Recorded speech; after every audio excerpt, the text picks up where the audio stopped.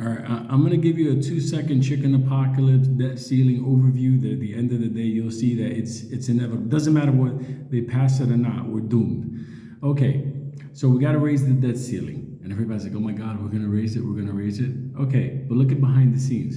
Corporate bankruptcies are up, banks are failing, homes are going into foreclosure. Real estate investors that have multiple mortgages are now underwater, and they're also failing. Okay.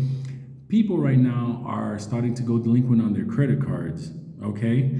And on top of that, most Americans don't have any savings in order to weather out a storm of just $1,000. Like, so if an emergency comes at $1,000, they don't have the cash on hand. So technically, across the board, we're fucking doomed. We're doomed at every level. But they have you focusing on the debt ceiling. I'm gonna tell you something. This is the funniest thing ever, but please hear me and remember where you heard it.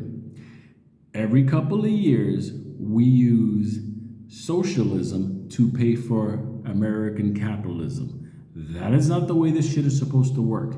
But because they use the cycle of debt going back and forth, we get to the point now that we're 31 trillion in the hole. In a couple of years, it's going to be 50 trillion. Here's the thing about it. Nobody wants to use our dollar. At the end of the day, they're using it because they're going to transition over to something else, and they're already doing it. Don't be. There's a lot of people on all the social medias. And nobody will ever get rid of the dollar. Trust me, I'm overseas. Motherfuckers are looking to get rid of the dollar.